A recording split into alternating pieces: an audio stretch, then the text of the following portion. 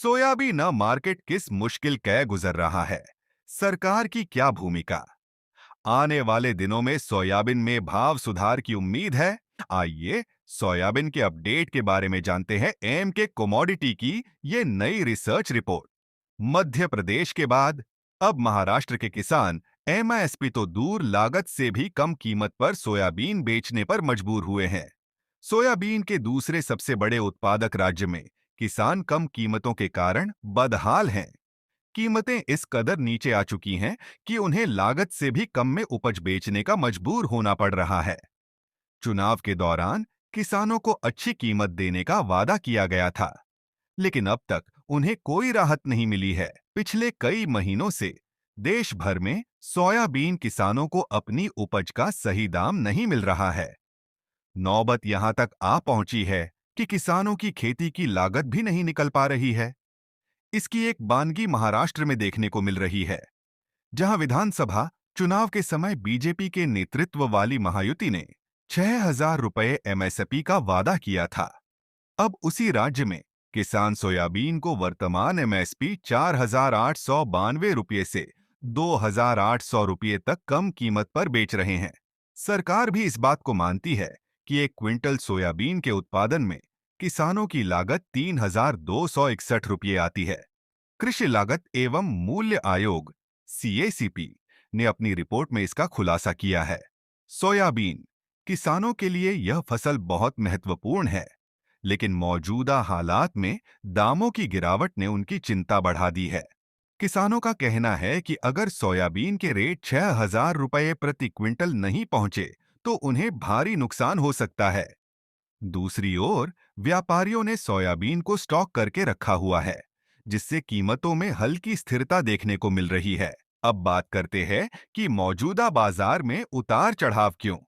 भारत में तिलहन और खाद्य तेलों पर आयात शुल्क में कमी के चलते विदेशी तेलों ने बाजार में कब्जा जमा लिया है।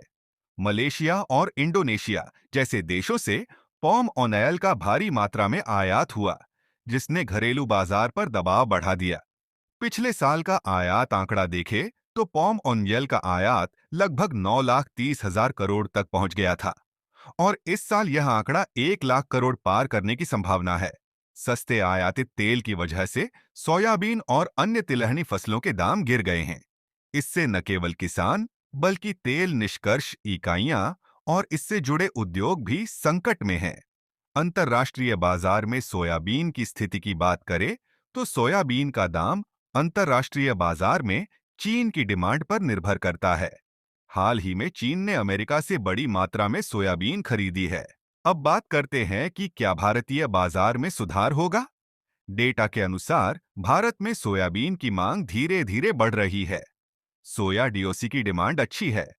पोल्ट्री फार्म और प्लांट की बढ़ती जरूरतों के कारण सोयाबीन के दाम में 200 से 300 रुपये प्रति क्विंटल तक सुधार संभव है। आने वाले त्योहारों का असर भी देखा जा सकता है। रमजान जैसे त्योहारों में तेल की बढ़ती मांग को देखते हुए दाम में और सुधार की संभावना है। दोस्तों, विशेषज्ञों की माने तो सोयाबीन की कीमत 5,300 से 5,500 प्रति क्विंटल तक जा सकती है। हालांकि 6,000 रुपये तक पहुंचने की संभावना फिलहाल कम ही नजर आ रही है। लेकिन अगर चीन की डिमांड बढ़ी और मलेशिया में फसलों को नुकसान हुआ, तो बाजार में नई तेजी देखी जा सकती है। नए साल की शुरुआत में सोयाबीन का भाव फिलहाल 4,000 से 5,000 प्रति क्विंटल के आसपास बना हुआ है। वर्तमान में इंदौर प्लांट 4,375 से 4,880 प्रति क्विंटल, नीमच लाइन 4,395 रुपये प्रति क्विंटल भाव चल रहा है। हालांकि फरवरी तक हल्की तेजी देखने को मिल सकती है। सोयाबीन के दाम इस साल किसानों और व्यापारियों दोनों के लिए चुनौती बने रहेंगे। अंतर्राष्ट्रीय बाजार की गतिविधियां और घरेलू डिमांड इसका रुख तय करेंगी। अगर आप भी सोयाबीन से जुड़े हैं तो बाजार की हर छोटी बड़ी खबर पर नजर बनाए रखें।